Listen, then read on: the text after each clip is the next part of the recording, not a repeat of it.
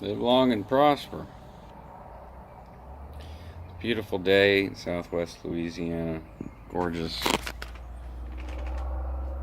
I mean, look. Sky. Clouds. It's just beautiful. I've been in kind of a funk. And about maybe 3,000 words into the book, and kind of hit a brick wall emotionally because a couple things. One, it's really hard to go back and relive those experiences before Scientology and during Scientology. The before Scientology stuff is, when I think about it, it doesn't even seem like it was my life, because I created a whole other life when I moved out, got emancipated. It was a very positive transformation for me back in the late 90s, early 2000. And it was peppered with lots of drug use, and a lot of good times on the road, but also a lot of dangerous situations where, my nervous system and just the overconsumption of drugs, hard drugs, sort of punctuated it with a deep depression. Kind of led me naturally into Scientology whenever I came across it. And then secondly, the actual Scientology part of it is the language and the thought stopping and how you think. And I'm I guess I'd call it my own little wall of fire. And for those of you who are new subscribers, probably haven't caught up with all the videos. There's quite a few, but I stopped speaking the language for 2 years at least, and to sort of clear my head of it and to break free of that thought-stopping stuff, and to try and find solutions in every problem with Scientology. So in writing about it, I'm revisiting that place. So it's the Wall of Fire is what I'm calling it, because it's re-stimulating, and I'm gonna start using some terms. I have to. It's not a for me. I have to revisit that so that I can break it down and understand it. And it's a little unnerving, and it's a little since I've debunked all of this stuff for myself, and pulled it out by the roots, it's frustrating a little bit. It's emotional. It's shocking. Some of the stuff that I'm reading, that I wrote, that I did, shocking to me. And so it's this wasn't something I wasn't expecting. It's also prior to Scientology, people have said, you should write a book. It'd be really inspiring, help people. So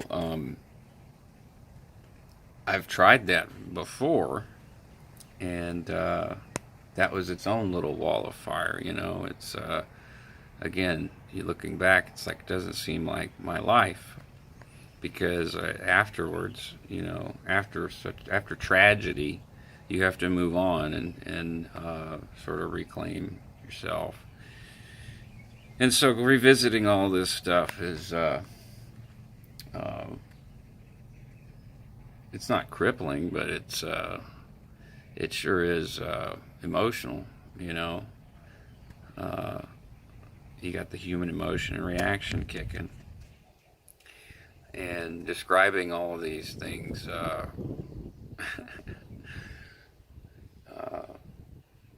especially aside from the book, the script that I'm writing, getting into that character of being a staff member again and talking, using the language and describing the world in L. Ron Hubbard's terms. It's a little frightening, because I used to think like that. And I'm just taking my time with it. And then I'm also, I'm stuck here. Not that it's a bad place to be stuck, but my car's head blew out on the engine. The head and the head gasket. So I don't have a vehicle. And so I pretty much am just stuck in the house. And you'd think, when you have a job, you're like, boy, what I wouldn't do for just all the time in the world. And here it is, I've got it, but it's not what you think, well, at least, for me, because of all of the things I'm doing to keep myself occupied. It's the perfect time to do it. But at the same time, there's no good time to do it because it's an emotional journey, to write it all down. And sometimes it feels like, to use a Scientologism, the way out is through. And there's a lot of grief and a lot of regret and all that stuff. A lot of stuff that I've gotten over, but revisiting it is the re-stimulating part. And forgive me for using the language, but I do need to refamiliarize myself with it for the series. So another odd thing that's been happening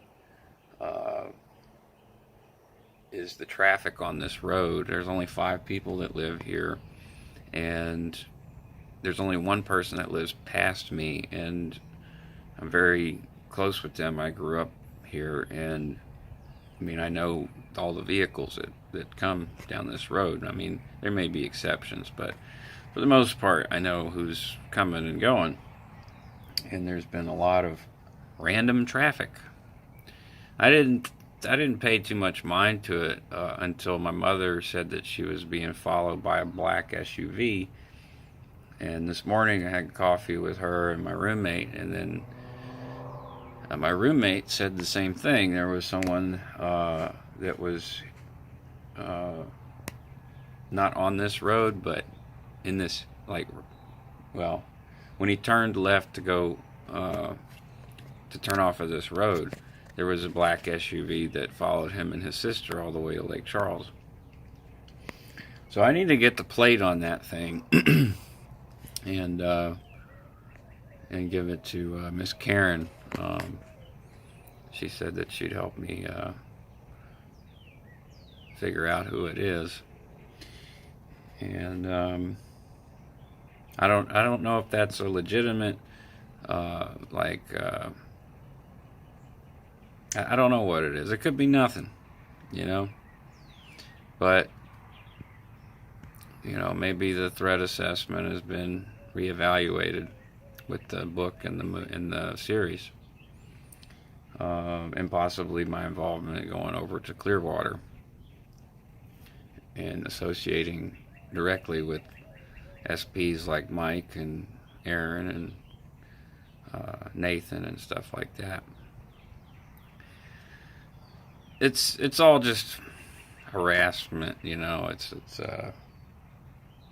there's no harm there, really. They're just wasting money, if that is indeed what's going on. Which is one of the reasons why I decided not to shoot the series here in my hometown. and I'm trying to keep the casting stuff kind of low key. Because it's not, I mean, you don't put anything past a Scientologist. They may try and get into the film.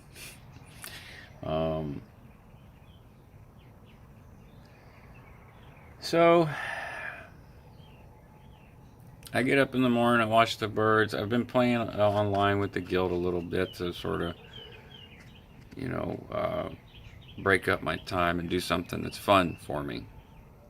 Because sometimes I'll sit down for 15 minutes and write very little. Sometimes I'll write for an hour and erase half of it, or go back and edit it. You know, it's slow progress, but it's progress. Tomorrow I've got to sell my car and get the insurance canceled and turn in plates and all that stuff. I don't know what I'll get for it. It's a junker, you know, like it's got 220,000 miles on it, I think, and the engine's busted. So whatever I get for it's what I get for it. Usually it's a couple $100. And I need to call the hospital in New Orleans to check on the referral to the neurologist. Doctor changed my meds, so I had a little bit of adjustment period. I think I'm through it mostly. But yeah, I've been playing the piano a little bit. I hadn't been playing or doing anything creative other than the book stuff. I really try to make a point to practice on a schedule, and so I've been playing a little bit every day, and I don't know, I'm just I'm ready to go back to New Orleans and talk to the neurologist, and then potentially, you know, get referred somewhere else, and just, like, you know, follow that through to a done. Let's get some dones.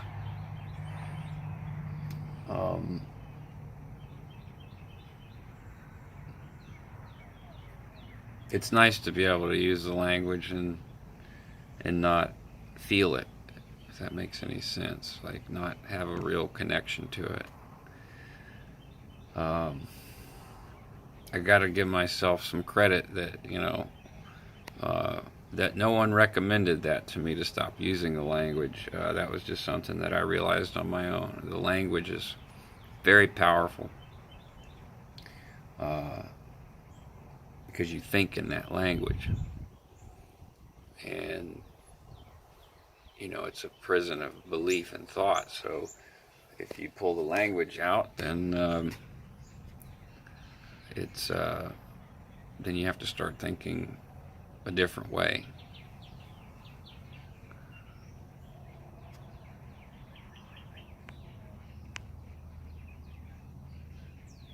I need a haircut.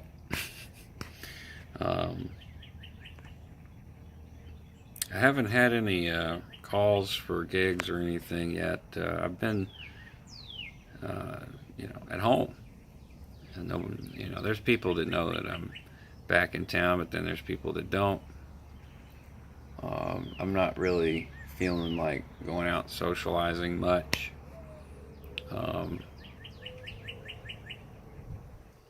So I just kind of chill around the house, and be careful what you wish for, because you just might get it. Yeah, I look back in the last 16 months. Of course, a lot of that time I was laid up in a wheelchair or in a bed, but I feel like I definitely could have accomplished more with that time.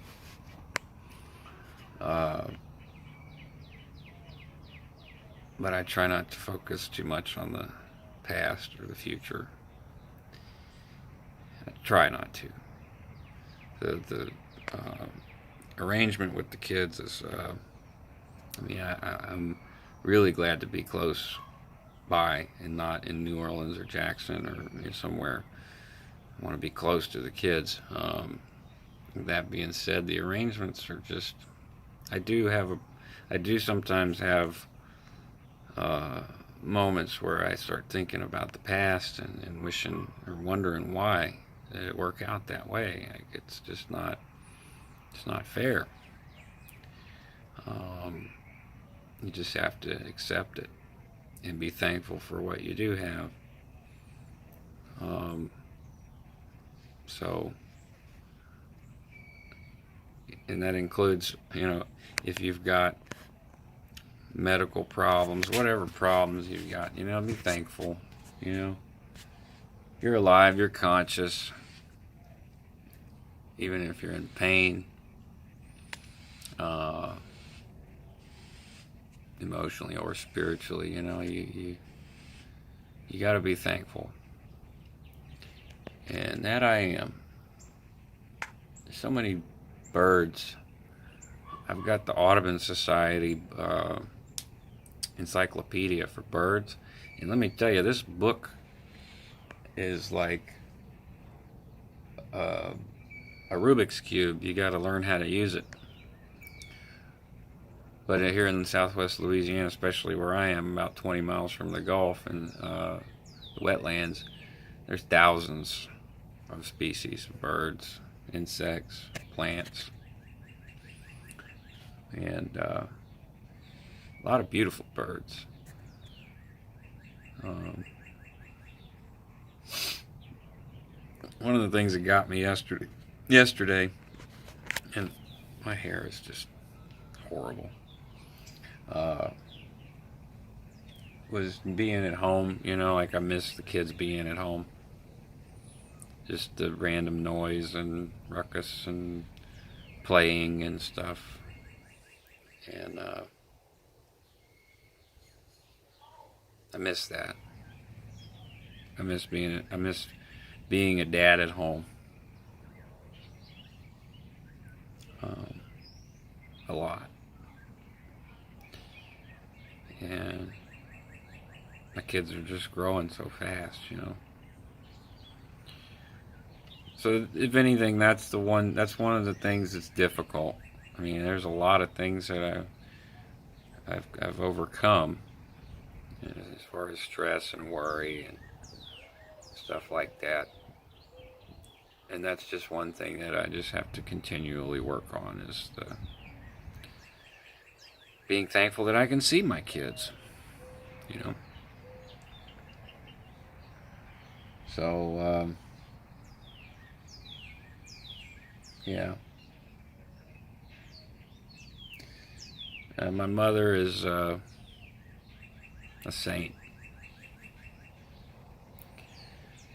And she's the reason why I'm able to be here right now, close to my kids. It took a little bit of time. And being on the road was pretty brutal. And being back here is still weird for me.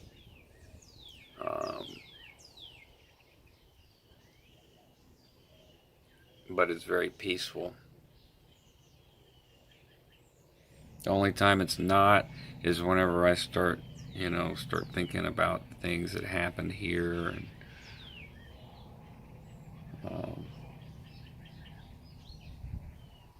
I gotta get in present time. In other words, be in the moment. So, yeah. Maybe I'll get lucky and snap a picture of the license plate, or be able to find out who the hell is driving around in black SUVs following my mom and my roommate, because I don't have a vehicle to follow. at some point I'm going to need a vehicle. It's hard to do stuff around here without a vehicle.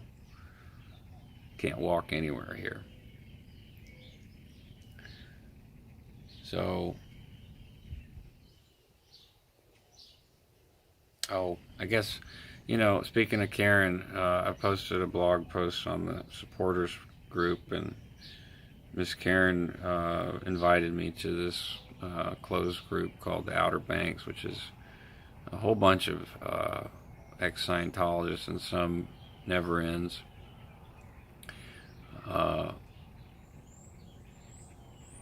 God, I wish I'd have been in this group years ago. I felt like I was alone,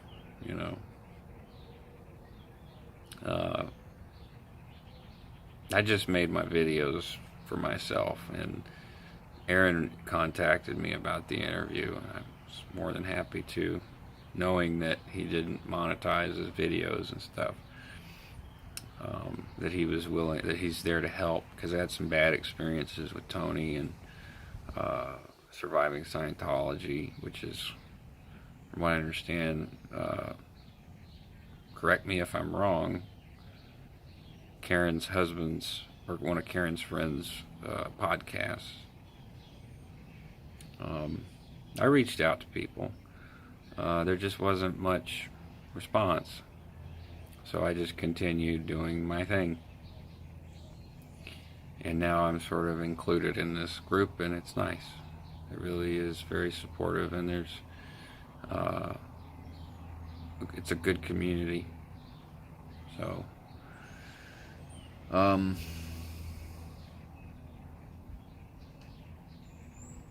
about all I got right now.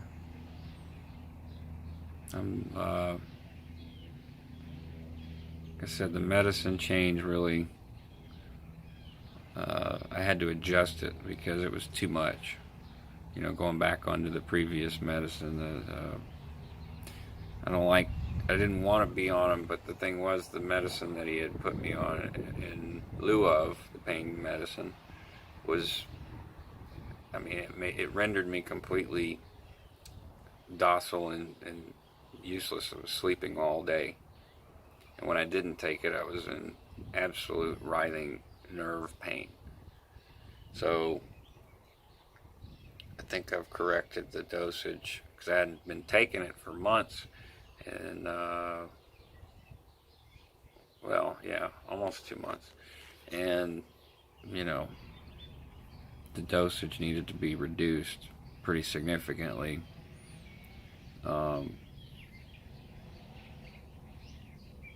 And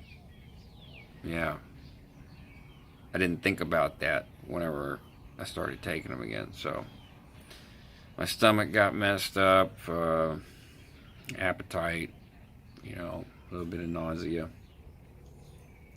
but I'm not in constant writhing nerve pain, so that's good. And if anybody wants to help, there's still the GoFundMe up, and honestly, you could just PayPal me the money if you want to help. PayPal is probably easier.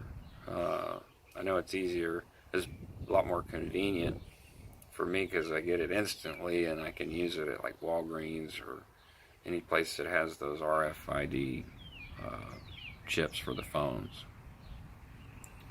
So I'm not going to pound on that. It's probably obvious that I need, that's primarily what I'm lacking. There's no job, no money. And I